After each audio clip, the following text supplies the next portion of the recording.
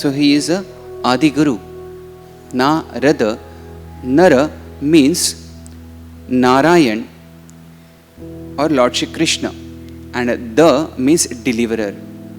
That means he, one who delivers a message of Lord Narayan, is Narada Muni. He is always with his veena chanting the holy names of the Lord. This veena was blessed to him by Lord Shri Krishna himself. This transcendental veena, and he is going on with his transcendental sound vibration all over the place. So, always chanting, Narada Muni bajaye bina Radhika Ramana name, Radhika Ramana, Radhika Ramana, Radhika Ramana name. So, about the veena, there is another wonderful pastime of Narad Muni and Hanumanji. So Hanumanji, he was hearing, when he was in childhood, he was hearing this wonderful sound of veena and Lord's name. And he got so attracted to this sound, he just went by from the source, finding the source of this sound vibration to learn the music. That was nothing but Shripad Narad Muni. So he approached Narad Muni and he wanted to learn music from Narad Muni. And there Narad Muni started Music Academy of Shripad Narad Muni.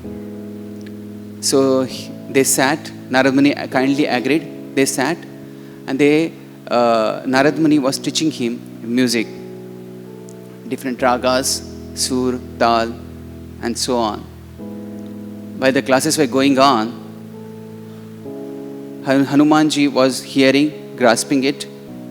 But to taste the disciple, that how much he has understood, Narad Muni asked him, and he told him to sing a particular melody which was a little complex, just to test Hanumanji.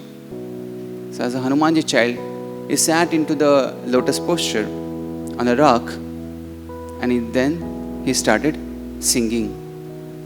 As he sang that wonderful melody, the rock melted. His soulful kirtan was so much that animals and birds, they became stunned. Rock melted, and even Naradji was so numb to hear that wonderful melody from Hanumanji. He didn't realize when his villa fell from his hand. And after a while, when Hanumanji stopped, then again rock got solidified. Animals and birds started moving. And Narad Muni, then he thought to appreciate Hanumanji. He was moving towards him. He realized that veena is not in his hand. Veena fell down. So he bent down to pick up the veena, but to his surprise, veena was not moving. What had happened was, when the rock was melted, the veena fell into it. And Hanumanji, when stopped his melody, the rock solidified and veena got fixed into that rock. It could not be moved. Narad Muni then indicated to Hanumanji to come for the help, to pick up this veena. And Hanumanji didn't move forward, rather he stepped back. Narad Muni was surprised. He again indicated, come and help me. Narad Muni, so Hanumanji actually turned back and started moving away. Narad Muni was surprised. He started following Hanumanji, calling out for him. And Hanumanji then started moving and running around. And so Narad Muni, chasing him all over the place, all over the regions, so many mountains and so many valleys, he was going around, and Narad Muni was following him. Hanumanji, he made it quite a while that he moved around the whole region, and then he come back to the place where the veena was, and he sat very quietly and calmly.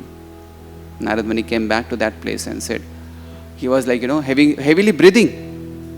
He was not used to run around so much. And he saw Hanumanji quietly and calmly sitting down in front of veena. He said, why did you do that? Hanumanji, anyways, he again sang that melody, rock melted, and he picked up the veena and gave back to Narad Muni. Narad Muni asked, why did you do that, but? Why did you run around so much? He said, Narad Muni, what is a great opportunity for us to have your, darshan, and to have the dust touched to our houses or to the fields where we are. So to have that, to touch this dust all over this region, this was just a trick I thought of. So let this dust of your lotus feet be spread around all this region.